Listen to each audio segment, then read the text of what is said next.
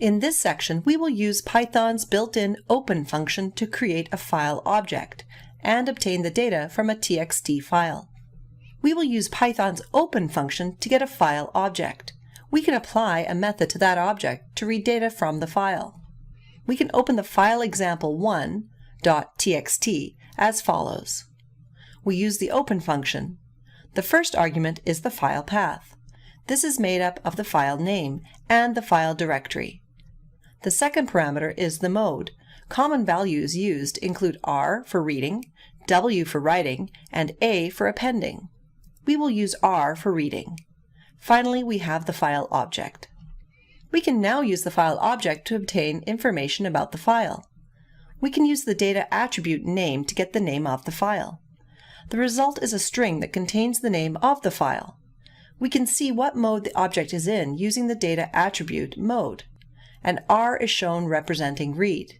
You should always close the file object using the method close. This may get tedious sometimes, so let's use the with statement. Using a with statement to open the file is better practice because it automatically closes the file. The code will run everything in the indent block, then closes the file. This code reads the file example1.txt.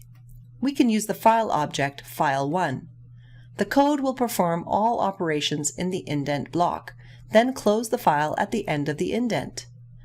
The method read stores the values of the file in the variable file_stuff as a string. You can print the file content.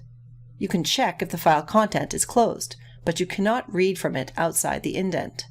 But you can print the file content outside the indent as well. We can print the file content. We will see the following. When we examine the raw string, we will see the /n. This is so Python knows to start a new line. We can output every line as an element in a list using the method readLines. The first line corresponds to the first element in the list.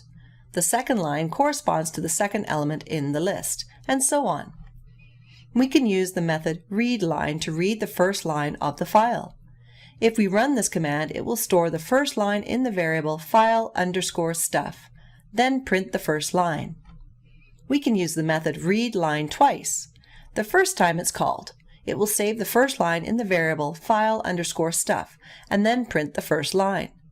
The second time it's called, it will save the second line in the variable file_stuff and then print the second line.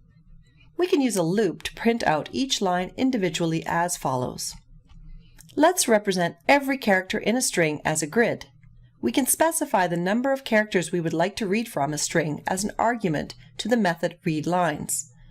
When we use a 4 as an argument in the method readLines, we print out the first 4 characters in the file. Each time we call the method, we will progress through the text. If we call the method with the argument 16, the first 16 characters are printed out and then the new line. If we call the method a second time, the next 5 characters are printed out. Finally, if we call the method the last time with the argument 9, the last 9 characters are printed out. Check out the labs for more examples of methods and other file types.